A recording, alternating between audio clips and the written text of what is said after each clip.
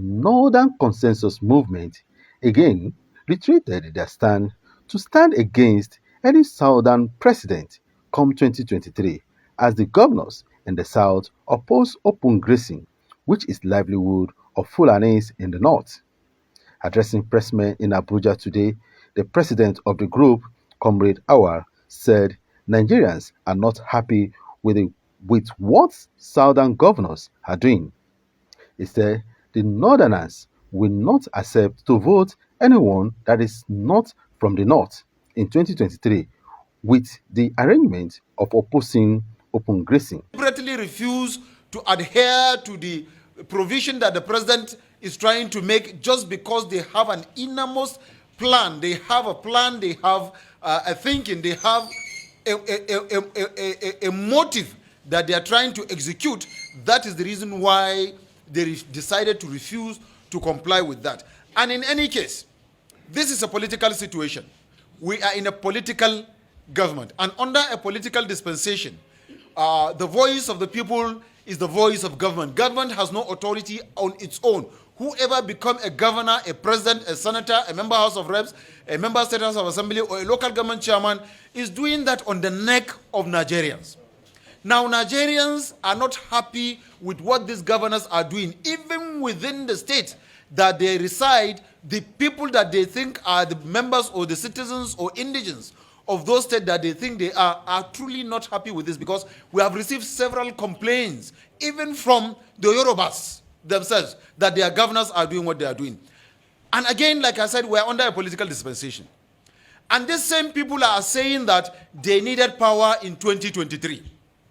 I wonder how we, the Northerners, will accept to vote anybody that is not a Northerner in 2023 with this kind of arrangement that is going on, that openly, even as at this time that you are not in government, you are already indicating that you cannot unite the country.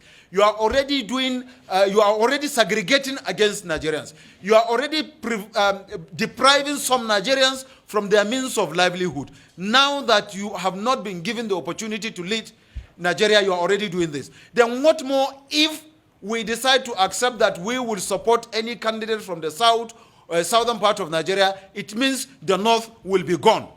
I think this is also a better and stronger basis within which we will continue to clamor and call on our people to know that they cannot and should not and should never, and we will not allow through the ballot box anybody that will not unite this country to be the next president of Nigeria in 2023, because automatically you have indicated that you cannot hold this country together. If you are given the opportunity to lead, you are only going to divide, because what you are doing now is a method of division. It's an indirect dividing the country, because where you deprive me of my means of livelihood, and what else do you expect me to do? What else? And we are talking of crime and criminality. And we are trying to see to it that crime and criminality is reduced to the barest minimum. The government at the center is doing everything humanly possible to ensure that crime and criminality across the federation is being reduced to the barest minimum. But by this act, you are indirectly instigating violence. You are indirectly instigating chaos. You are indirectly, expressing that you are not willing to continue to, to harbor other Nigerians from the other part of the country that are resident in you. And I've said it before, I'm going to repeat it again.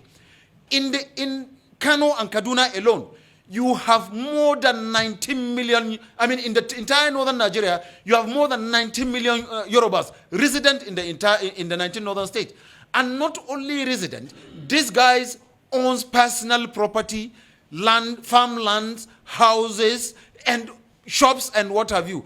And we live with these people peacefully. We try as much as we can to protect them, to protect their lives, to protect their properties. Why is it that the properties and the lives of our own people that are resident in your own state is not being protected, is not being guided? That is not to say that we don't know what we are doing. We are not fools. We also have feelings the way you have feelings. We think the way you think. We can act the way you act. But we have been trying as much as we can to restrain our people from taking the laws into their hands. And by what you are doing, you are instigating violence. So we are saying that the southern governors should go back and have a rethink of this their policy. We don't have problem with their policy for as long as they are going to provide an alternative for our people that are resident there, most especially with this grazing issue. If they are going to provide alternative for the Fulanis, build grazing reserves for them, and then let them go into the grazing reserve and be paying you on meritorium, or even if it is rent on a monthly basis. But you are passing a law that says you do not want to see a single cow moving on the street. You do not want to see a single cow moving on the street, and you do not provide an alternative for them. For God's sake, how will they feed those animals? How? How will they be able to feed these animals? And you keep on arresting these animals and also charging fees. Arresting, charging, and collecting fees from the Fulani nomads that are innocently trying to find a way of putting ends together. We are saying no to this, and we're also made to understand a lot of these charges that were being given, there's even no receipt for the charges. You only charge them, and at the end of the day, they leave. You leave, arrest their cows, and then charge them exorbitantly before releasing the cows, and the next 3 days you come back and re-arrest again. This is not the best way of revenue generation. If you want to generate revenue, you should build ranches. After building the ranches, then you can enact your law, then push the Fulanis into the ranch. Those that refuse to obey those laws, we now know that they deliberately refuse to obey the laws, and we are law-abiding citizens. Northerners are law-abiding. We are Nigerians. We believe in Nigeria. We respect the laws of Nigeria. We will never break the law. We will never support breaking the law of the Federation, but you should also not instigate breaking the law, because what you are doing, you are instigating violence indirectly. With this, I will rest my case. Gentlemen of the press, if you have any question, I'm here to answer. That is the stand of... What is the stand of the group towards that? That's not just the group. We speak for Northern Nigeria. This is... The stand of Northern Nigeria, the stand of Northern Nigeria in 2023 is that the North still have a balance of 4 years and will continue. We will make sure that we balance of our 4 years before moving power. We were even beginning to think that we can consider our brothers, because politics is all about number. We have the numbers. We have the numbers, we have the voting strength.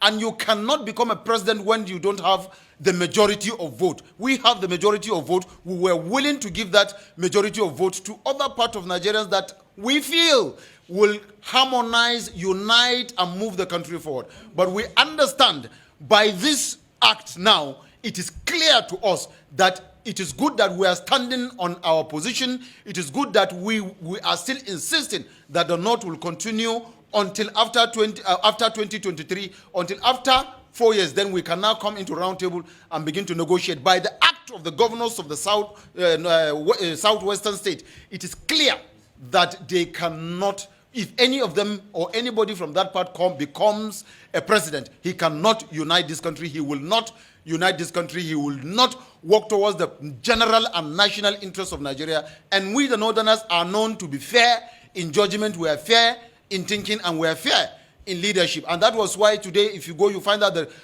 most of the infrastructural development that has taken place under the present Northern leadership is done in the southwestern part of Nigeria and the southeastern part, with a very little of it taking place in the northern part of Nigeria. Even with that, the southerners and the easterners are still complaining of marginalization and what have you.